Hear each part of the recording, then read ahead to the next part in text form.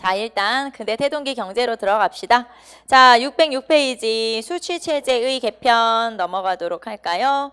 자, 수취체제는 세금 내는 제도가 바뀌었다 이 말이죠. 개편되었다라는 뜻인데, 자, 거기 보시면 양난 이후의 상황. 양난이라는 건 임진왜란, 병자, 호란. 그러니까 조선 중기쯤에 이제 후기에 있었던 큰 전쟁 두 번을 얘기하는 거고, 요 전쟁 이후의 상황이 전쟁을 두 번 겪었으니까 당연히 상황이 엉망진창이겠죠. 그래서 거기 보시면 농촌 사회가 피폐되고, 그 다음에 지배층 같은 경우는, 자, 지배층은 이런 상황에서도 분당 정치를 하느라 정신이 없었다 그 말이죠. 그래서 백성들의 삶에 도움이 되지를 못했다. 거기 보시면 경제력을 확보하거나 군사력을 확보해서 세력을 키우는 일에만 몰두했다. 지배층 같은 경우는. 그러니까 결론적으로는 백성의 삶은 굉장히 어려웠었구나라는 걸 알 수 있고, 자, 그나마 국가에서는 대책이라고 세운 게 이 수취체제를 개편하는 내용이죠. 그래서 수취체제가 대대적으로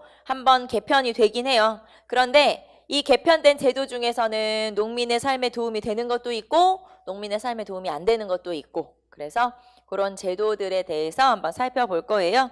607페이지 여러분하고 이제 전세의 정액화부터 한번 살펴봅시다. 자, 지금 전쟁이 끝난 다음이에요. 그러면 전쟁이 끝난 다음에 더군다나 임진왜란은 여러분 알다시피 7년 동안 전쟁이 이루어지죠. 그러니까 국토가 굉장히 황폐화됐다는 얘기고, 그런 국토를 다시 한번 개편을 하기 위한, 쉽게 말하면 농토가 아닌 황폐화된 땅을 다시 농경지로 만드는 거를 우리가 개간사업이라고 그래요. 그래서 거기 보시면 개간사업이 추진되죠. 자, 원래 임진왜란 전에 전국의 농경지의 수는 150만 결이었어요. 그런데 임진왜란 즈음으로 가면 30여만 결로 줄어들죠. 그러니까 농사를 지을 수 있는 땅이 5분의 1로 줄어들었다는 얘기죠. 그러면 이 땅을 다시 농토로 만들어야 되잖아요. 그래서 농토로 만드는 작업을 개간사업이라고 그래요. 자, 그래서 이런 개간사업을 하게 되고, 개간한 땅에 대해서는 그 땅을 개간한 사람이나 아니면 그 땅에 대한 그 땅의 주인이나 이런 사람들한테 혜택을 주게 돼 있거든요. 그래서 개간을 장려했었다라고 하는 거고, 그리고 나서 밑에 보시면 양전사업을 추진하기도 한다. 양전사업은 토지조사 사업이에요. 그래서 양전사업은 원래 한 20년에 한 번씩 실시가 돼서 토지 조사를 하고 토지의 등급을 매기죠. 자, 토지는 몇 등급으로 나눴었냐면 6등급으로 나눴었죠. 비옥도에 따라서. 그런 식으로 토지를 조사하고 등급을 매기고 하는 걸 우리가 양전사업이라고 그래요. 그래서 개간사업과 양전사업이 이루어졌다라고 하는 걸 알 수가 있고요. 자, 그러는 과정에서 아무래도 이제 농경지가 좀 늘어나긴 했겠죠. 당연히 개간 사업을 했으니까. 그래서 어느 정도 농경지는 좀 회복이 됐지만, 문제는 면세지, 즉 세금을 내지 않는 땅이 많아졌기 때문에 결국에는 나라로 들어오는 세금은 부족하다. 재정이 어렵다라고 하는 거고요. 자, 그래서 거기 보시면, 자, 관둔전, 궁방전, 진왕지 등 면세지가 확대되었다라고 했고, 그러다 보니까 토지대장에서 빠진 것들이 있죠. 지금 여러분 608페이지, 그러니까 조선시대 전국의 토지 면적 그 표 있죠. 네, 그 위에 지금 여러분하고 보고 있는 거예요. 자, 거기 보시면 세금을 내지 않는 면세지가 늘어났고, 그러는 과정에서 토지대장에서 누락된 은결이라고 하는 것도 있어요. 은결은 숨어있는 땅이다라는 뜻으로 세금을 안 내는 토지를 은결이라고 하거든요.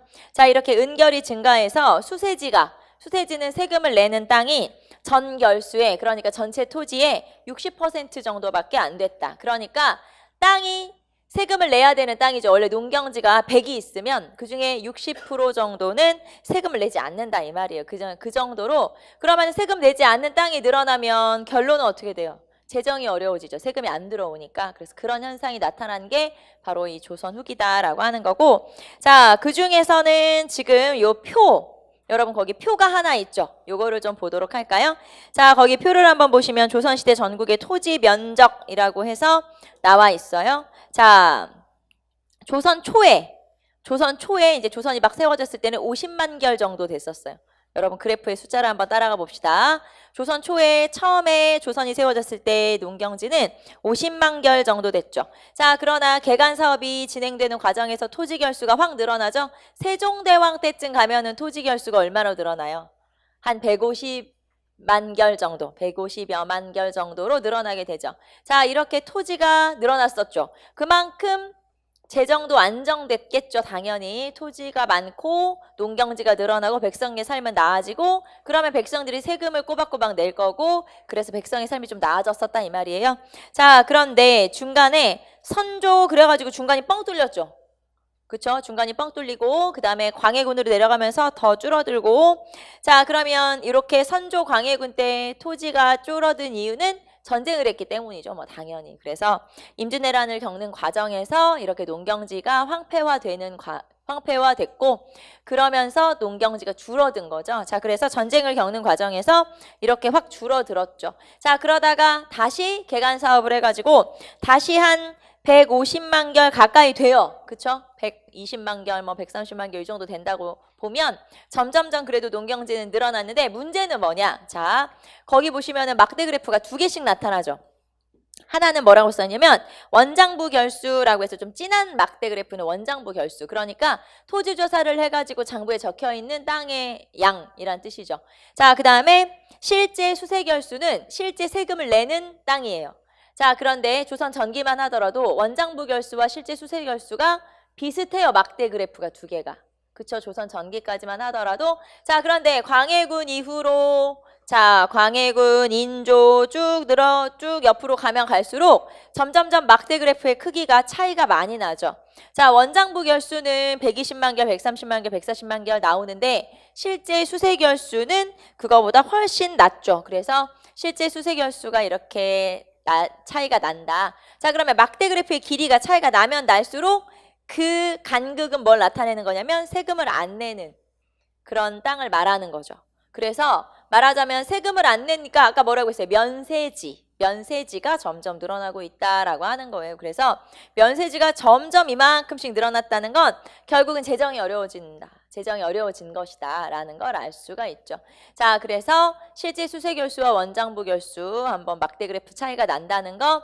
자, 그리고 이런 차이가 늘어나면 늘어날수록 재정은 어려워진다는 거라는 걸 알 수가 있죠. 자, 그러면 이런 식으로 양상이 나타나게 되자 정부는 세금 내는 제도를 바꿔서라도 세금은 제대로 거두면서 백성들의 삶을 좀 안정시킬 수 있는 방법을 찾아야 되겠죠. 그게 수치체제의 개편이에요. 그래서 조선 후기 가면 수치체제의 개편이 나타나더라 이 말인데 자, 그러면 원래 수치제도 한번 살펴볼까요? 자, 원래 수치제도는 크게 세 가지로 나눠졌었어요. 지금 제가 쓴 거는 조선 전기를 말하는 거예요. 자, 조선 전기의 세금은 전세, 그 다음에 공납, 그 다음에 역 이렇게 세 가지. 그래서 우리가 앞에서 배웠던 거 조선 전기, 즉 근세의 수치체제를 한번 살펴보시면 이렇게 세금을 세 가지 내죠. 자, 전세 또는 조세, 전세는 토지에 대한 세금으로 자, 원래 세금을 얼마 냈었냐? 원래 조선 초에는 10분의 1, 수확량의 10분의 1을 냈었어요. 자, 그러면 원래 10분의 1이라는 건 얼마를 말하냐면 1결당 토지의 결수가 약 302 정도의 세금을 낸다고 했으니까 여기는 약 32 정도, 약 32 정도. 이때까지만 하더라도 1결당 302 정도의 생산이 나타난다고 했으니까 자, 그러면 이렇게 세금을 냈는데 문제는 여기서 나타나는 문제가 다펌 손실의 문제도 생긴 거죠. 자, 그래서 세금을 제대로 걷는데 그 걷는 과정에서 백성들을 좀 괴롭히는 경우가 생겼고 자, 그것 때문에 세금 내는 제도가 바뀌죠. 뭘로 바뀌냐면 공법.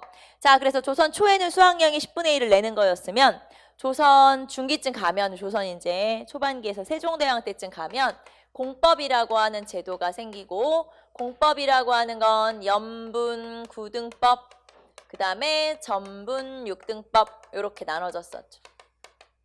자, 연분 9등법이라고 하는 건 풍융에 따라서 자, 1결당 최고 20두에서 최하 4두까지 이렇게 차등 지급하는 거를 우리가 연분 9등법이라고 얘기했었고 자, 그 다음에 전분 6등법이라는 건 비옥도에 따라서 6등급으로 나누는데 여기에서 이걸 측량해서 등급으로 나눌 때 자, 수등 이척제를 실시했었다라고 했어요. 수등이척제. 그래서 전분6등법에서 수등이척제를 실시했었구나. 자, 그래서 공법은 연분구등법과 전분6등법으로 나눠지고 이 당시로 가면은 1결당 수확량이 세종대왕 때잖아요. 약 402 정도 돼요. 그래서 세금을 낼 때 최고 20두로 낸다 하더라도 여기는 10분의 1이었죠. 30두면은 여기는 얼마 정도를 세금으로 내는 거예요? 20분의 1. 최고로 많이 낸다 하더라도 20분의 1이었고 그렇기 때문에 세금이 세종대왕 때쯤 가면은 실질적으로는 줄어들었다 라고 볼 수 있죠. 그래서 우리가 앞에서 조선 전기에 배웠던 전세 내용이고요. 자, 그 다음에 앞에서 우리가 배웠던 공납으로 한번 가봅시다. 자, 공납이라고 하는 건 집집마다 내는 가호, 집집마다 내는 가호대로 내는 가호세예요. 민호, 가호. 그래서 이거는 호라고 하는 게 집집마다 내는 세금이다라는 뜻이고 자, 이거는 뭘로 내는 거냐면 세금을 특산물로 세금을 내죠. 특산물이라고 하는 건 매년 내는 상공이 있고 가끔 내는 별공이 있고 그 다음에 우리 마을의 수령이 우리 지역의 수령이 임금에게 내는 진상이라고 하는 게 있어요.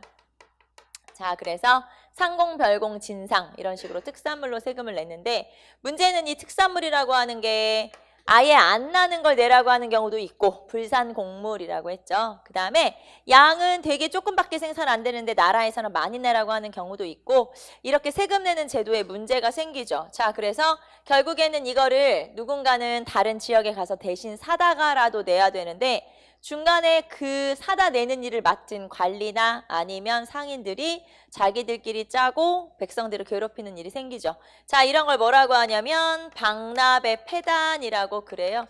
자, 그래서 이런 방납의 폐단이 문제가 되더라 이 말이죠. 자, 그래서 나중에는 수미법이라고 하는 게 제시되기도 해요. 수미법이라고 하는 건 미, 즉 쌀로 세금을 내자. 특산물로 내기 때문에 지금 문제가 생긴 거니까 세금을 쌀로 내는 게 어떨까? 이렇게 이제 제시하는 걸 우리가 수미법이라고 하고 이 수미법을 제시한 학자 중에서 우리가 알고 있는 사람 중에 이이가 있었죠. 앞에서 우리가. 자, 그래서 공납이란 게 있었고 역이라고 하는 게 있어요. 16에서 60세까지의 양인 남자, 정남. 자, 이 양인 남자가 군역을 담당하거나 요역을 담당하는 걸 우리가 역이라고 했죠. 자, 남자들은 그러니까 군대를 가거나 아니면 노동력 징발을 당하거나 이런 거를 군역 요역이라고 하고 자, 군역이라고 하는 건 보법으로 운영돼요. 그래서 정군이 되거나 아니면 실제 군대를 가거나 아니면은 정군에게 경제적인 지원을 해주는 보인으로서의 역할을 하거나 이런 걸 보법이라고 하고 자, 요역이라는 것도 원칙이 있다고 했죠. 그래서 토지 8결당 1명 토지 8결당 1명을 차출할 수 있게 되어 있고 1년에 6일 이내만 일을 시키게 되어 있지만 실제로는 이렇게 일을 하는 게 아니고 그냥 무조건 데려다 일을 시킨다. 자, 그래서 이렇게 군역과 요역이 서로 이렇게 나타났는데 나중에 가면은 여러분 우리가 앞에서 했던 것처럼 자, 이게 나중에는 어떻게 되냐면 사람들이 요역이 힘드니까 요역을 기피한다고 했고 그 다음에 나중에는 군인들을 데려다가 요역을 시킨다고 했고 그러다 보니까 군역을 기피하게 되죠. 그래서 여러 가지 불법들이 등장을 하게 되는데 그 폐단이라고 하는 게 자, 다른 사람을 대신 보내는 대립제 그 다음에 돈을 내고 군대를 빠지는 방군수포제 자, 이런 게 등장한다고 했어요. 그래서 자, 대립제나 방군 수포제의 폐단이 등장을 하게 되죠. 둘 다 불법이에요. 다른 사람을 대신 보내거나 아니면 돈을 내고 군대를 빠지거나 이렇게 불법이 전개되고 자, 결국에는 이게 법으로 하나의 법으로 자리 잡게 되는데 그런 게 군적 수포제라고 했어요. 그래서 군적 수포제는 아예 나라에다가 군포를 내면 군대를 빼주는 거죠. 자, 중종 때 실시된 군적 수포제라고 하는 게 있고 이렇게 군적 수포제라고 하는 건 1년에 양인 남자 장정 1명당 군포를 2필씩 내라. 자, 그래서 군포 2필만 내면 군대를 안 가도 되는 거예요. 그래서 이런 제도가 생긴 게 군적 수포제라고 하는 거죠. 자, 그래서 이 중에서는 여러분이 이거 다 지금 우리 조선 전기 거 다시 한번 정리하는 거예요. 자, 여기에서 세금은 크게 세 가지고 전세, 그 다음에 공납, 역 이렇게 세금은 크게 세 가지였고 그 다음에 전세에서는 공법이라고 하는 게 세종대왕 때 실시됐다는 거 그게 연분구등법과 전분육등법 그 다음에 특산물로 세금을 내는 게 바로 공납이고, 공납은 상공별공 진상으로 운영됐다가 방납의 폐단이 등장을 하게 되죠. 자, 그 다음에 역이라고 하는 건 군역과 유역을 이렇게 따로따로 했었는데 이게 나중에 합쳐지기도 했고, 그 다음에 나중에는 군대를 가는 대신에 이렇게 세금을 내는 군적 수포제가 실시가 돼서 1년에 군포 2필만 내면 군대를 직접 가지 않아도 되는 거예요. 자, 지금까지 설명한 건 조선 전기의 제도들을 한번 쭉 살펴봤죠. 그래서 조선 전기에는 세금을 저렇게 3가지를 내야 되는구나. 자, 그런데 이게 이제 개편이 되기 시작한 거예요. 그래서 개편이 되기 시작한 게 전세는 어떻게 바뀌었고, 공납은 어떻게 바뀌었고, 역은 어떻게 바뀌었는지 하나하나 한번 살펴보도록 합시다. 자, 그래서 맨 처음에 등장하는 게 전세에서 2가지 제도가 실시되는 거예요. 자, 하나는 영정법, 하나는 영정법, 또 하나는 자, 여기서는 수등이척제였잖아요. 여기서는 양척동일법. 자, 그래서 영정법, 인조, 그 다음에 양척동일법, 효종. 자, 봅시다. 일단 영정법부터 한번 볼게요. 영정법이라는 건 인조 때 실시된 제도로서, 자, 앞에서 우리가 연분구등법 같은 경우는 풍흉에 따라서 20두에서 4두까지 이렇게 차등으로 세금을 내도록 했죠. 그런데 사람들이 뭐 여러분 같은 경우도 마찬가지죠. 여러분이 만약에 조선시대에 세금을 낸다. 자, 20두 내고 싶어요? 4두 내고 싶어요? 당연히 세금을 조금 내고 싶잖아요. 말하자면 원래는 풍흉에 따라서 최고 20두에서 최하 4두까지 차등으로 세금을 내도록 되어 있지만 사람들이 뭐 풍흉에 상관없이 점점점 시간이 갈수록 최저율만 적용을 하게 되죠. 물론 불법이죠. 하지만 최저율을 적용하고 싶어 해요. 그러다 보니까 사람들이 세금을 다 조금씩만 내니까 이제 이렇게 등급을 나누어서 세금을 내는 게 아무 의미가 없어진 거예요. 왜냐하면 너도 나도 다 세금을 조금씩만 내니까, 4두씩만 내니까. 자, 그러면 나중에 법을 어떻게 바뀌었냐? 풍흉에 관계없이, 자, 풍흉에 관계없이 무조건 1결당 4두로 고정을 시켰어요. 자, 1결당 4두로 고정. 자, 여기서 핵심은 이거예요. 1결당 4두가 물론 핵심이기도 하지만 이거예요. 풍흉에 관계없이. 자, 여기 앞으로 다시 가보시면 맨 처음에 조선 초에 세금을 거둘 때는 수확량이 10분의 1을 냈죠. 이게 수확량이 10분의 1이지만 이거는 풍흉에 따라서 세금 조절이 가능해요. 그래서 풍년에는 좀 세금을 많이 내도록 하고 흉년에는 좀 조금 내도록 하고 풍흉에 따라서 세금을 내도록 했죠. 자, 그래서 이것도 처음에 조선 전기에 세금 내는 방식도 10분의 1 낼 때도 풍흉에 따라서 내는 거예요. 자, 그 다음에 공법도 세금을 어떻게 내는 거예요? 풍흉에 따라서 등급을 9등급으로 나눈 거죠. 상상년부터 하하년까지 이렇게 9등급으로 나눠서 세금을 내라고 한 거예요. 말하자면 앞에 처음에도 풍흉에 따라서 여기도 풍흉에 따라서. 자, 그런데 여기와의 가장 큰 차이점은 뭐예요? 풍흉에 관계없이. 자, 그래서 풍흉에 상관없이. 자, 그러면 풍흉에 관계없이 무조건 세금은 얼마씩만 내면 돼요? 1결당 4두씩만 내면 돼요. 그래서 여기서 물론 1결당 4두로 고정했다는 것도 중요하지만 풍흉에 관계없이로 바뀌었다. 조선 전기까지는 풍흉에 따라, 조선 후기로 넘어오면 풍흉에 관계없이. 이게 중요한 거죠. 자, 그리고 그러면 세금이 그전에는 등급에 따라서 다르게 걷었으면 이제는 완전히 한 개로 딱 뭐라고 해야 돼? 고정된 거죠. 그래서 이거를 이렇게 표현하죠. 전세의 정액화. 아까 제목이 이렇게 됐었죠. 이게 그 말이에요. 전세가 정액, 액수가 고정됐어. 액수가 정해졌어. 그런 뜻이에요. 그래서 액수가 고정됐다. 얼마로? 4두로. 이렇게 고정됐다라는 뜻이죠. 자, 그래서 전세의 정액화라고 표현을 하는 거죠. 자, 그래서 1결당 4두로 딱 고정. 자, 그래서 전세가 정액화되고. 자, 그러면은 세금이 줄어들었네? 그 전에 20두까지 내도록 했는데 여기는 4두만 내면 되니까. 자, 그러면 영정법을 실시한 이후에 백성들의 삶은 더 좋아졌을까요? 별로 도움이 안 됐을까요? 별로 도움이 안 돼요. 왜냐하면 잘 생각해보면 이거는 지금 뭐에 대한 세금이죠? 영정법? 토지에 대한, 그쵸? 전세니까 토지에 대한 세금이잖아요. 자, 토지에 대한 세금은 지주가 내는 건가요? 아니면 전호가 내는 건가요? 땅에 대한 세금은 땅 주인이 내요? 아니면 그 땅을 빌려서 농사짓는 소장농이 내요? 지주가 내는 거죠. 땅 주인이 되는 거예요. 그런데 지금 우리가 하는 이 시대가 조선 후기잖아요. 자, 16세기 이후부터 지주전호제가 확산되고 18세기로 넘어가면 지주전호제가 일반화되죠. 그러면 지주전호제라고 하는 건 대부분의 토지를 누가 가지고 있어요? 지주가 가지고 있죠. 지주는 그럼 누굴까요? 양반이 대부분이겠지. 그러면 양반은 대부분 땅을 가진 땅 주인이고, 그 다음에 농민은 대부분 남의 땅을 빌려주는 소장농이에요. 전호가 소장농이니까. 그러면 대부분의 땅은 지주가 가지고 있고 지주는 양반인데 양반들에 대해서 세금을 줄여준 거나 마찬가지죠. 왜냐하면 세금은 누가 내니까? 땅 주인이 내니까. 지주가 내는 거니까. 자, 그러면 지주는 양반이야. 지주한테 세금을 줄여줬어. 그럼 농민의 삶에 도움이 되냐? 안 되죠. 왜냐하면 지주 세금 줄여준 거니까. 자, 그리고 또 하나. 세금이 줄었네? 얼마 안 되네? 그러면 이 세금을 네가 내라. 이렇게 전호에게 전가하는 경우도 있어요. 원래 세금은 지주가 내야 되죠. 하지만 야, 이거 별 볼 일 없네. 얼마 안 되네. 그러니까 네가 내 대신 내라. 이러면서 전호에게 전가하는 경우도 있고, 그 다음에 전호에게 세금을 전가하지 않더라도 각종 부가세, 운반비 이런 거 있잖아요. 그래서 각종 잡다한 부가세를 농민에게 전가시키는 경우가 있어요.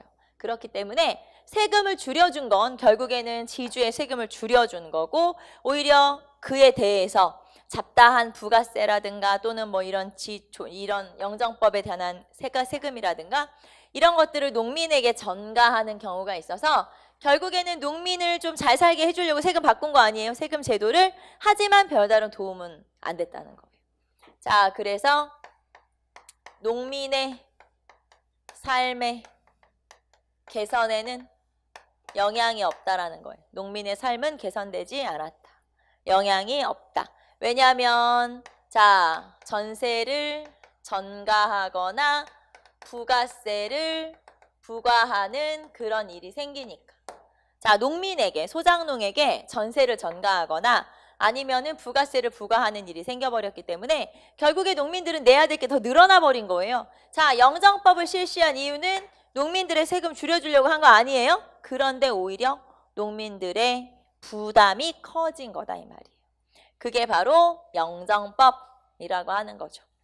자, 그 다음에 양척동일법은 뭐냐 그러면 양척동일법은 수등이척제가 양척동일법으로 바뀐 거예요. 자, 그래서 전분육등법의 수등이척제가 양척동일법으로 말하자면 도량형이 발전하게 되니까 양척동일법으로 바뀐 거죠. 자, 양척동일법이라는 건 뭐냐면 양척, 측량하는 자는, 척이 자라는 뜻이고 그 다음에 양은 측량하다라는 뜻이에요. 측량하는 자가 동일, 즉 한 개만 있으면 된다 그 말이에요. 앞에서 우리가 수등이척제라고 하는 건 자, 이척, 수등, 수확량은 같고 이척, 측량하는 자는 다르다. 그래서 제가 여러분한테 어떻게 알아두면 되냐? 1등전 1결의 수확량과 6등전 1결의 수확량은 같다. 이렇게 알려줬었는데 어쨌든 수등이척제가 양척동일법으로 바뀌게 된 거죠. 자, 그러면 여기다가 다시 한번 정리해 볼게요. 여러분 헷갈리니까. 자, 참고. 공법이라고 해서 세종대왕 때 만든 법이 있었어요. 요 법이 크게 자, 앞에서 우리가 연분구등법이 있었고 그 다음에 전분육등법이 있었고 그리고 전분육등법의 비옥도에 따라서 6등급으로 나눌 때 수등이척제를 실시했었죠. 자, 그런데 이게 어떻게 바뀐 거냐? 자, 공법에서의 연분구등법은 영정법으로 바뀐 거예요. 자, 그 다음에 전분육등법에서의 수등이척제가 양척동일법으로 바뀐 거죠.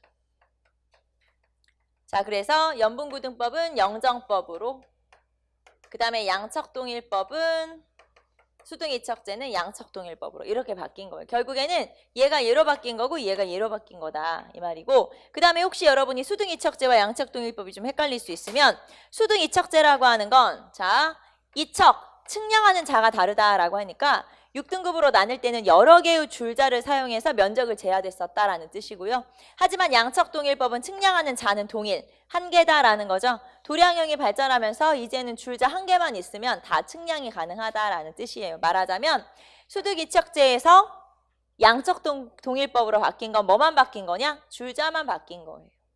그러면은 다시 한번 물어보면 전분 6등법은 비옥도에 따라서 땅을 몇 등급으로 나눈 거죠? 몇 개로?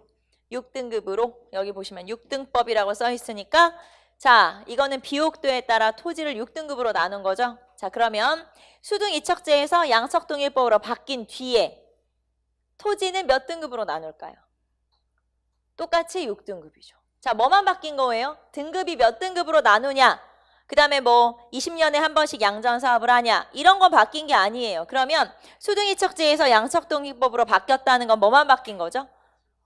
줄자만 바뀐 거예요. 맞아요. 자만 바뀐 거예요. 여기는 자가 여러 개 필요했지? 여기는 자가 한 개만 있으면 돼? 줄자만 발전한 거예요. 그러면 토지는 몇 등급으로 나눠? 6등급 똑같이. 아무것도 바뀐 게 없어. 토지는 여전히 20년에 한 번씩 양전 사업을 해서 비옥도를 나누는 거예요. 측량을 해서. 그때 측량할 때 줄자가 조선 전기는 여러 개 필요했지만 이제는 한 개만 있으면 된다 그 말이에요. 그래서 뭐가 바뀌었어? 줄자만 바뀌었어. 여전히 토지는 6등급으로 나눠. 이건 안 바뀐 거죠. 그러니까. 그래서 여기서는 이렇게 바뀌었지만 여기서는 6등급이 바뀐 게 아니고 줄자만 바뀐 거구나. 이렇게 보시면 돼요. 자, 그래서 어쨌든 연분고등법은 영정법으로, 전분육등법 수등이척제는 양척동일법으로 이렇게 알아두시면 되죠. 여기까지가 전세에 관한 설명이에요.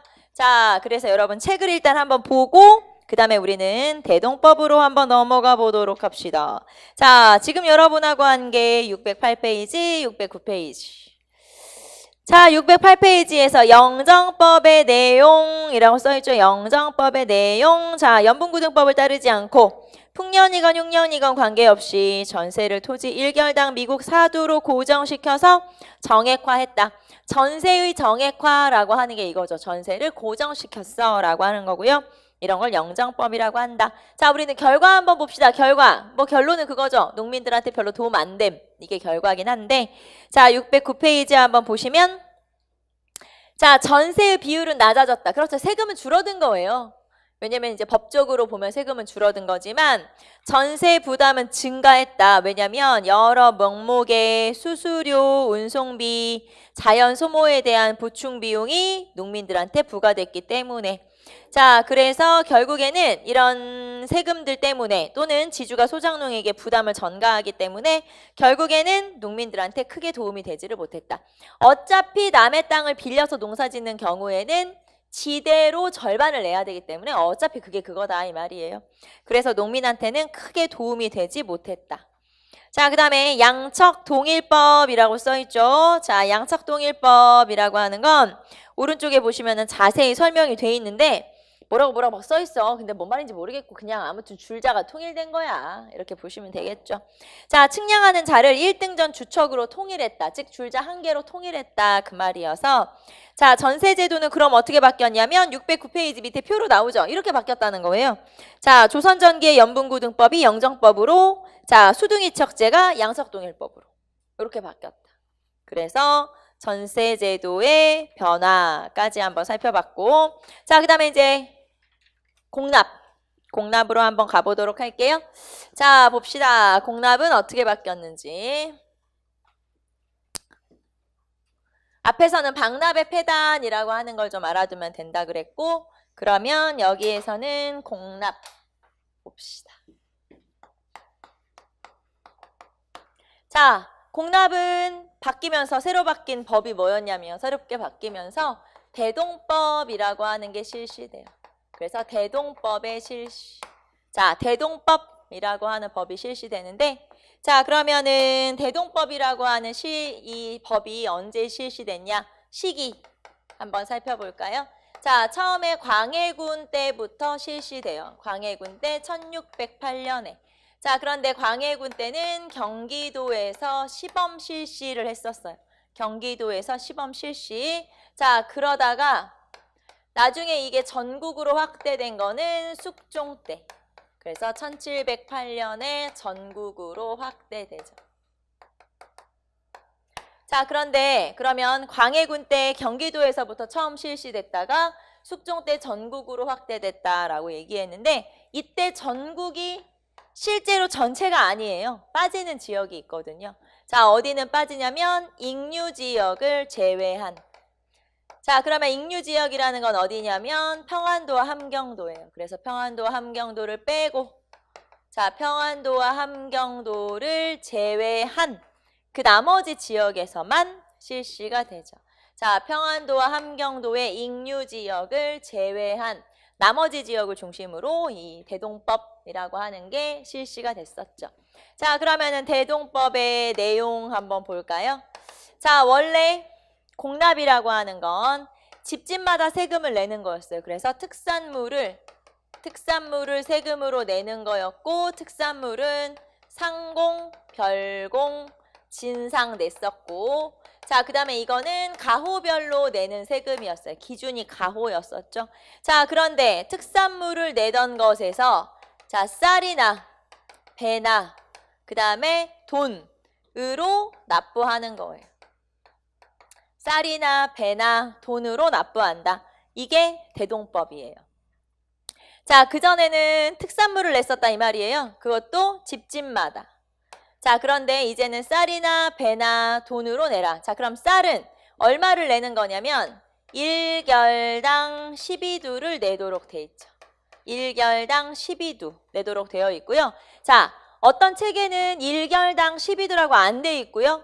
1년에 2번 8두씩 이렇게 되어 있기도 해요. 어떤 책에는 또는 어떤 사료에는 자, 제가 12두라고 썼지만 이 12두가 1년에 2번 8두씩. 그럼 얼마예요? 1년에 2번 8두씩 내면 16두죠.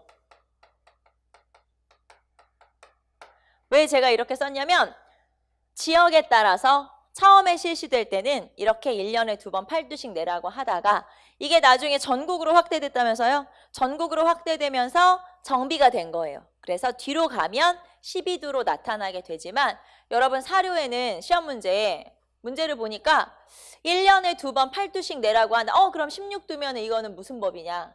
다 대동법인 거예요. 왜냐하면 정비되는 과정에서 조금씩 달라질 수가 있기 때문에 지역에 따라서도 다르고 하기 때문에 그래서 이렇게 나와도 대동법이고 이렇게 나와도 대동법이에요. 똑같은 대동법이니까 혹시 여러분 문제를 풀 때 이거 16두다. 그럼 12두가 아니니까 틀렸다. 이렇게 생각하지 마시고 똑같은 거예요. 결국에는 정비되는 과정에서 다를 수 있으니까. 자, 어쨌든 1결당 12두. 그래서 쌀로 내고 그 다음에 배는 옷감이죠. 그 다음에 돈으로 납부를 한다라고 볼 수가 있죠. 자, 그러면 여기에서 성격을 한번 살펴볼게요. 자, 성격은 우리가 이렇게 쓸 수가 있어요. 어떻게 쓸 수가 있냐면 자, 공납의 전세화. 공납의 전세화, 그 다음에 조세의 급납화. 자, 성격은 이렇게 설명을 할 수가 있는데 성격은 공납의 전세화, 그리고 조세의 급납화 이렇게 설명할 수가 있어요. 뭔 소리냐? 자, 봅시다. 여기에서 아까 우리가 특산물로 세금을 낼 때 기준이 되는 건 뭐였어요? 뭐에 따라서 세금을 내냐? 가호에 따라서. 가호는 뭐냐면 우리 마을에 20가구가 살고 있어. 그게 이제 가호죠. 20집이 살고 있다. 그러면 집집마다 세금을 내야 되는 거예요. 말하자면 20가구에서 다 똑같이 세금을 내면 되는 거죠. 뭐 사과 세 상자를 내라. 그럼 다 똑같이 내는 거고. 자, 이런 식으로 가호가 기준이 됐었는데 자, 여기를 보시면 공납의 전세화라고 했죠. 자, 특산물로 세금을 내던 것을 뭘로 내라고 했냐면 쌀이나 배나 돈으로 납부하라고 했는데 쌀이라고 하는 것이 아까 1결당 12두라고 했죠. 자, 그럼 기준이 뭐냐면 1결이 되는 거예요. 자, 분명히 그 전에 기준은 뭐였죠? 집, 가호. 자, 그런데 이제 기준이 뭘로 바뀐 거예요? 1결은 얼마냐면 땅의 단위를 말하는 거예요. 결이라는 건 단위. 아까 우리 결 얘기하면서 조선 전기에는 1결당 300두에서 한 400두 사이에 쌀이 나왔다고 했잖아요. 그게 결이라고 하는 건 어느 정도의 쌀이 나오는 땅을 얘기하는 거거든요. 그러니까 이거는 토지를 얘기하는 거예요. 자, 말하자면 그전에는 세금을 집집마다 걷었어. 그런데 대동법으로 바뀌면서 뭐에 따라서 세금을 내는 거냐면 토지에 따라서 세금을 내는 거야. 자, 우리 마을에 20가구가 살고 있으면 그전에 가호별로 낼 때는 20가구가 다 똑같이 세금을 내면 돼요. 뭐 사과를 3상자씩 내라. 뭐 그러면 다 똑같이 부잣집이건 가난한 집이건 다 똑같이 세 상자씩 내면 되죠. 그런데 토지 1결당 얼마를 내라. 그러면 여기 20가구 중에 땅이 있는 집도 있겠죠. 그럼 땅이 있는 집은 1결당 12두씩 내면 되고, 만약에 우리 집에 땅이 없다. 그럼 나는 세금을 어떻게 내요? 못 내죠. 너 못 내는 거죠. 그러니까 그전에는 다 똑같이 내는 세금에서 이제는 재산에 따라서 세금을 내는 걸로 바뀐 거예요. 그러니까 지금으로 따지면 여러분 모든 가구가 다 내야 되는 주민세가 있었고, 이제는 재산에 따라서 세금을 내는 재산세 개념으로 바뀐 거다. 이렇게 볼 수 있죠. 자, 그래서 그전에는 가구를 기준으로 했는데 토지를 기준으로 하는 세금으로 바뀌었다. 즉, 뭐가 바뀌었냐면 공납이 전세화 된 거예요. 자, 그러면 공납이 전세화 됐다는 건 다른 말로 하면 기준이 바뀌었다는 거예요. 자, 기준이 뭘로 바뀌었냐면 가호에서 토지로 바뀐 거예요. 자, 이제는 땅을 가진 사람은 세금을 많이 내게 되는 거죠. 즉, 재산세의 개념으로 바뀐 거예요. 그래서 기준이 달라졌다. 자, 그걸 뭐라고 하냐면 공납, 집집마다 내는 세금이, 자, 그 다음에 전세는 토지에 대한 세금이죠. 자, 그래서 공납의 전세화가 이루어졌다. 이건 무슨 말이냐면 기준이 가호에서 토지로 바뀌었어. 그런 뜻이죠. 자, 그래서 공납의 전세화가 하나 있고, 자, 그 다음에 또 다른 성격으로는 금방 제가 썼다 지웠는데 조세의 급납화라고 그래요. 조세의 급납화. 자, 조세는 세금이고 급납화에서 금은 뭐냐? 돈으로 세금을 낸다. 자, 세금을 아까 뭘로 내도 되냐? 쌀이나 배나 돈으로 내도 되죠? 드디어 세금을 돈으로 낼 수도 있게 된 거예요. 물론 이 돈으로 세금을 내는 게 완전히 법적으로 정해진 거는 나중에 가보개혁 때 정해지긴 해요. 법제화된 거는 가보개혁이지만 조선 후기부터 서서히 세금을 돈으로 낼 수 있게 된 거예요. 그래서 여기서부터 조금 더 경제가, 즉 화폐 경제가 성장하게 됐다. 이렇게 볼 수가 있죠. 자, 그래서 성격 한번 체크를 해봤고, 그 다음에 나머지 볼게요. 대동법은 좀 내용이 많아요. 내용이 뭐가 좀 많으니까 나머지 한번 봅시다. 자, 일단 대동법을 실시하기 위해서 새로운 관청이 설치됐어요. 그래서 관청은 뭐냐? 선해청. 자, 대동법을 실시하기 위해서 새로운 관청이, 왜냐면 이런 세금도 걷고 하려면 새로운 관청이 필요하죠. 그때 설치된 관청이 선해청. 그래서 중앙에는 선해청, 지방에는 대동청. 이렇게 이제 관청이 설치됐고요. 자, 그 다음에 새로 등장한 어용 상인이 있어요. 자, 나라에서 고용한 상인. 어용 상인이라는 건 어용이 나라에서 고용한 이런 뜻이거든요. 나라에서 고용한 공인이 새롭게 등장을 하게 되죠.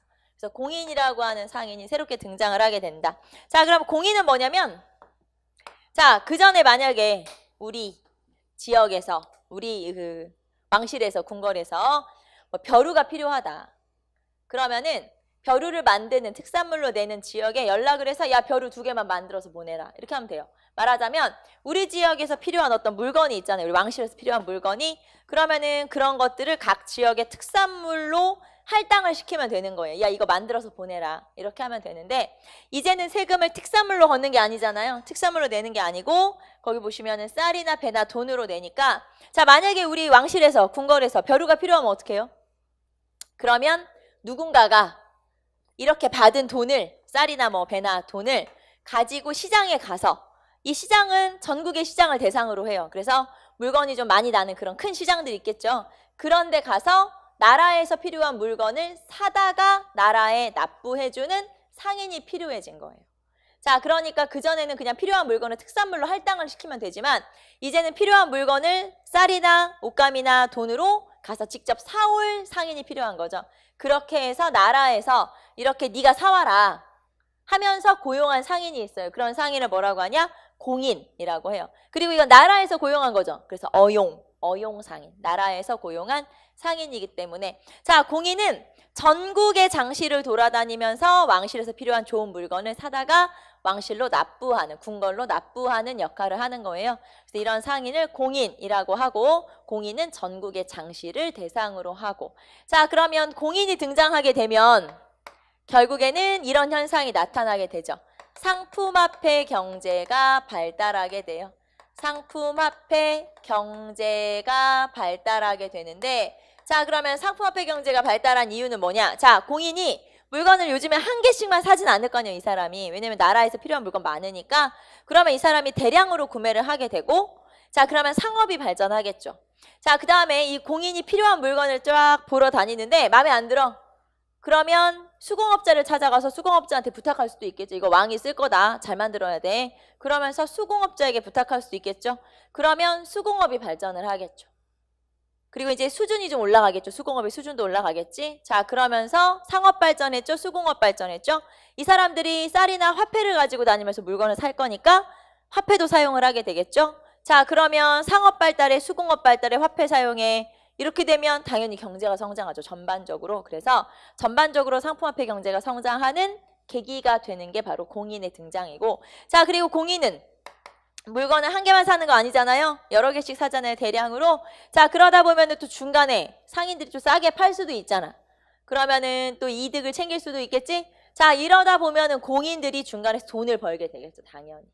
자, 그러면 공인들이 돈을 벌게 되면 이 공인들이 나중에 대상인으로 성장을 하기도 하겠네요. 자, 그럼 이렇게 대상인, 어떤 물건 하나를 전국적으로 유통시킬 수 있을 정도로 아주 큰 상인. 이런 상인들을 뭐라고 하냐? 도고라고 그래요. 도고는 독점적 도매 상인을 도고라고 그래요. 자, 그러면 공인이 더 성장하면 나중에 뭐가 될 수도 있다? 도고가 될 수도 있다. 그래서 도고로 성장하기도 한다. 공인이 도고로 성장을 하기도 하죠. 자, 공인만 도구로 성장을 하는 게 아니고 뒤에 나오겠지만 사상, 그러니까 사상이라는 건 말 그대로 이제 개인적으로 성장한 상인을 말해요. 이런 사람들도 도구로 성장을 해요. 그러니까 여러 상인들이 나중에 더 대기업으로 성장하면 그게 도구가 되는 거죠. 그래서 도구로 성장을 하기도 한다. 자, 그래서 여기서는 공인의 등장에 따라서 경제 성장, 거기에 따라서 도구로 성장을 하기도 하더라. 그게 바로 공인이죠. 자, 그러면 우리 앞에서 전세, 영정법 얘기한 것처럼, 자, 대동법이 백성들의 삶에 도움이 됐을까요? 영정법은 도움이 별로 안 됐다고 했죠. 별로였어. 자, 그러면 대동법은 괜찮았을까요? 백성들의 삶에 조금이라도 괜찮았을까? 괜찮죠. 왜냐면은 그동안 방나발 폐단으로 굉장히 시달렸었다가 이제는 우리 집에 있는 쌀로 세금을 내면 되니까 훨씬 부담이 줄어들어요. 그래서 백성들의 삶도 괜찮고. 자, 그 다음에 재정은 그러면 좀 안정이 됐을까? 재정도 안정이 돼요. 왜냐면 나라로 들어오는 세금을 중간에 새치기 하는 애들이 좀 줄어든 거잖아요. 그러다 보니까 훨씬 나아진 거죠. 그래서 재정도 확충되고 백성들의 삶도 좀 나아진 괜찮은 제도. 그게 바로 대동법이에요. 근데 그래도 어떤 법이든 문제는 있겠죠? 자, 그래서 우리는 여기서 한계. 자, 대동법 괜찮은 것 같은데 문제점이 있어? 있지. 문제점이 없는 법이 어디 있겠어요. 그래서 한계는 한 2가지 정도. 자, 첫째, 이 법 하나 전국 확대하는데 몇 년 걸렸어요?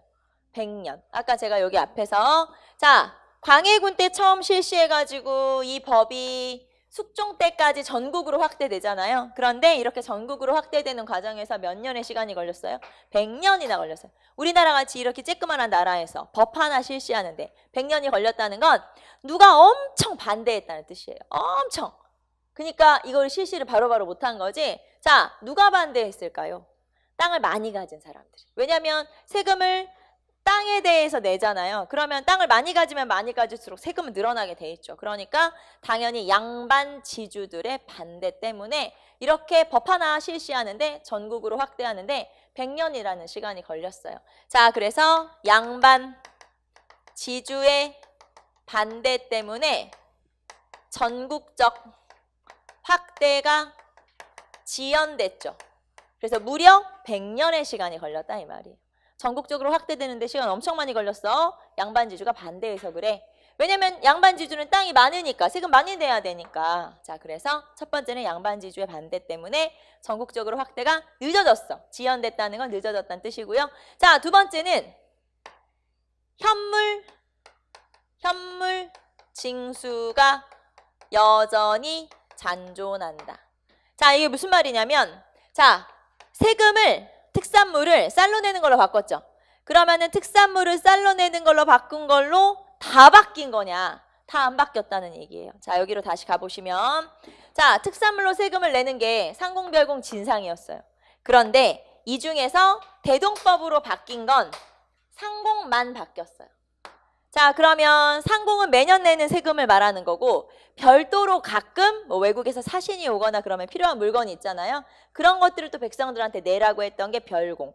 그 다음에 우리 지역의 수령이 야 이거 임금한테 좀 좋은 물건을 보내야 되니까 너네들이 만들어서 내라 또는 너네들이 내라. 자, 이렇게 하는 걸 진상이라고 그래요. 그러면 결국에는 별공과 진상은 여전히 뭘로 내고 있죠? 특산물로. 그러니까 뭐만 바뀐 거예요? 상공만 바뀐 거예요. 여전히 세금은 그러면 마을 백성들은 쌀로 세금을 내고 그러면 또 뭘로 내야 되는 거예요? 특산물로 또 내야 되는 거죠, 세금을. 그래서 완전 100% 바뀐 게 아니고 이것만 바뀐 거다. 자, 그래서 다시 한번 가보시면 여기에 현물징수가 잔존한다라고 했는데 무슨 말이냐면 현물징수라는 게 특산물로 세금 내는 거. 그게 완전 사라졌어? 아니고 남아있어. 잔존은 남아있다는 거죠. 그러니까 별공이나 진상은 여전히 특산물로 징수한다 이 말이에요. 여전히 특산물 징수가 남아있다. 그러니까 완전 100% 바뀐 거는 아니다 라고 하는 거죠. 그래서 아까 백성들의 삶에 또는 재정에 확실히 도움이 된 게 맞아요. 대동법은. 하지만 이런 한계를 가지고 있다 그 말이죠. 그래서 대동법은 굉장히 중요한 법이긴 하나 이런 문제점도 가지고 있다. 그런 얘기죠. 자, 그래서 대동법 우리는 책으로 한번 살짝 볼까요? 자, 610페이지 보시면 공납제도 개편의 배경에서 자, 공납을 개편해야 된다. 왜? 방납의 폐단 때문에. 그래서 공납의 문제점을 뭐라고 해? 방납의 폐단이라고 하죠. 자, 그 다음에 개혁론이 제시가 됐다고 했고요. 우리가 앞에서 수미법이 제시됐다라고 했는데 자, 이렇게 수미법을 개편하자고 주장한 사람들이 거기 보시면 조광조, 그 다음에 이이, 유성룡 이런 사람들이 있어요. 그래서 이런 사람들은 수미법을 제시하면서 즉 쌀로 세금을 내자라고 제시하면서 개혁안을 마련했던 거지만 이게 이제 법으로 완전히 실시된 건 광해군 때부터다 이 말이죠. 자, 그러면 3번 대동법. 자, 대동법의 내용을 봅시다. 거기 보시면은 토지 결수에 따라 1결당 쌀 12두를 내거나 삼배나 무명, 동전 등으로 납부하게 해서 공인이라고 하는 새로운 상인이 등장을 하게 된다 이 말이죠. 자, 그리고 새로 설치된 관청이 맨 위에 보시면 선해청이라는 관청이 설치됐고요.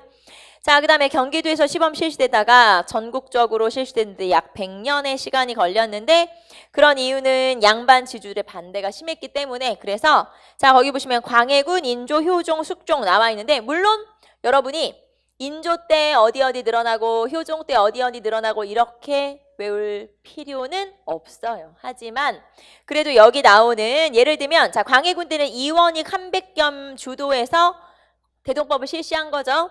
그 다음에 인조 때는 조익이라고 하는 학자가 건의했고요. 효종 때는 김육 등의 주장에 따라서 확대 실시되죠. 자, 이 중에서는 여러분이 이원익, 한백겸, 조익, 김육 이런 사람들 한번 체크해 보시고 이 사람들 나오면 이 사람들 대동법을 확대하자고 주장한 사람들이구나 이런 식으로 이름 한번 체크해 두시면 되죠. 왜냐하면 사료로 제시가 되면 여러분이 사료를 읽어보고 나서도 이게 무슨 제도냐 헷갈릴 때가 있어요. 그런데 뭐 조익이나 아니면은 김육이 주장했다. 그러면 대동법이군 이렇게 찾을 수가 있기 때문에 여기서 조익이나 김육이나 뭐 이원익이나 이런 사람들 한번 체크해 놓으시면 이 사람들이 전부 대동법하고 관련 있는 사람들이구나 찾을 수 있거든요. 그래서 한번 눈여겨봐두자 그 말이고요. 자, 그래서 4번 숙종 때는 익류지역을 제외한 자 전국으로 확대 실시되었다라는 거. 자, 그리고 결과 및 영향 보시면 농민 부담은 어느 정도 감소가 됐죠. 재정도 좀 확충이 되고 자, 그 다음에 공납의 전세화, 그 다음에 조세의 급납화 이렇게 과세 기준도 좀 달라졌다라고 하는 거고요. 한 장 넘기시면 공인의 등장. 그리고 공인은 나중에 더 성장해서 대상인으로 성장할 수도 있다. 그 대상인이 도고 도고로 성장할 수도 있다라고 했고요. 그 다음에 농촌 경제가 어느 정도 안정되었고 상품화폐 경제가 발달했고요. 자, 그 다음에 세금을 쌀로 내는 게 조금 더 많아진 거잖아요. 그러다 보니까 쌀 집산지, 말하자면 쌀을 나중에 이제 쌀을 다 가져와서 여기서 이제 뭐 팔기도 하고 운반하기도 하는 그런 쌀 집산지나 이런 데가 상업도시로 성장을 하기도 해요. 그래서 거기 보시면 상업도시 성장 나와 있죠. 강경, 원산 이런 데가 상업도시로 성장을 하기도 한다. 자, 그 다음에 봉건적 양반사회의 붕괴라고 나와 있고요. 결국에는 쌀을 가지고 세금을 내고 하다 보니까 이런 어떤 신분에 따라서의 뭐 세금이 달라지거나 하는 이런 것들이 별로 의미가 없어져 버리거든요. 그래서 나중에 이제 뭐 군역도 마찬가지지만 결국에는 넓게 봤을 때 신분제도를 더욱더 동요하게 해서 나중에는 신분제도가 무너지는 넓게 보면 그런 계기가 되기도 한다. 그 말이에요. 자, 그 다음에 한계. 자, 진상이나 별공을 여전히 부담했다. 현물 징수가 남아있다라고 하는 거고요. 그 다음에 소장농에게 전가된다. 역시 마찬가지로 우리 앞에서 영장법 살펴본 것처럼 이거를 또 꼭 소장농한테 내라고 하는 나쁜 지주들이 있더라 그 말이에요. 그래서 결국에는 농민들에게 또 전가되기도 한다. 자, 그 다음에 3번 요 마지막으로 한번 쭉 볼까요? 자, 관리의 수탈 보시면 자, 봄에 징수하여 중앙정부의 물품 구입비로 상납하는 상납미의 비중이 높아지고 가을에 징수하여 지방 관아의 경비로 사용하는 유치미의 비율이 낮아졌다. 자, 상납미의 비중이 높아지고요. 유치미의 비중이 낮아졌다. 무슨 말이냐면 관청에서 세금을 쫙 걷어요. 그러면은 이 중에서 우리 관청에서 운영비로 사용하는 돈이 있고 그 다음에 이거 중에서 더 많은 양을 서울로 보내야 될 거 아니에요. 자, 우리 지역에서 가지고 있는 걸 유치미라고 해요. 그리고 서울로 관청으로 중앙으로 보내야 되는 걸 상납미라고 하는데 대동법이 실시되면서 상납미의 비중이 높아진 거예요. 왜냐하면 쌀로 세금을 거두니까 서울로 많이 보내야 될 거 아니에요. 그러니까 상납미의 비중은 높아지고 유치미의 비중은 낮아지게 되죠. 자, 그러면 나라에서 관청에서 지방 관청에서 중앙으로 보내는 세금이 늘어나면 결국에는 유치미가 줄어들게 되고 유치미라는 건 우리 지역의 운영비잖아요. 그러면 여러분 운영비는 늘 필요한 거 아니에요? 돈은 늘 필요한 거니까. 그러면 지방관청에서 유치미를 확보하기 위해서 다른 뭔가 나쁜 짓을 하겠죠. 그게 뭐냐? 백성을 수탈하는 일을 하더라 그 말이에요. 그러니까 결국에는 대동법이 실시되면서 시간이 지나고 그러면서 중앙으로 보내는 돈이 늘어나고 우리 지방에서 써야 되는 돈이 줄어드니까 오히려 이 줄어든 양을 메꾸기 위해서 농민들을 괴롭히더라 그 말이에요. 자, 그래서 오른쪽에 보시면 자, 결국 이는 수령 및 아전들이 농민들을 수탈하는 계기가 되더라. 자, 상납미의 증가와 유치미의 감소로 결국 수령들이 백성을 수탈하는 이유가 돼버린 거죠. 그럼 결론은 또 어떻게 되는 거예요? 백성들이 또 힘들어지네. 넓게 보면 또 그런 결과 또는 현상을 나타내게 되죠. 자, 어쨌든 대동법이라고 하는 건 이렇게 매우 중요한 제도다. 그래서 대동법 같은 경우는 시험에 되게 잘 나오는 편이에요. 자, 다 잘 나와요. 어느 왕 때부터 어느 왕 때 실시됐냐도 중요하고 그 다음에 내용이 뭐냐도 물어보고 1결당 얼마냐도 물어봐요. 거기에다가 이런 의미도 물어보기도 하고 그 다음에 새로 생긴 관청은 뭐지? 새로 생긴 상인은 뭐야? 이런 거 다 물어봐요.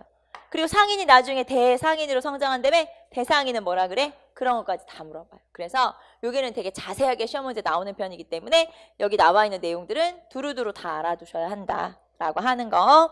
자, 그리고 613페이지 사료도 하나 나오니까 한번 읽어보시고요. 밑에 표로도 정리되어 있으니까 정리 한번 해봅시다. 자, 그래서 우리가 지금 두 가지 했죠? 첫 번째 전세, 그 다음에 두 번째 전세는 영정법, 그 다음에 두 번째 공납. 그래서 공납은 대동법 이렇게 두 가지 했고요. 우리는 잠깐 쉬었다가 이제 군역으로 넘어가도록 할게요. 잠깐 쉽시다.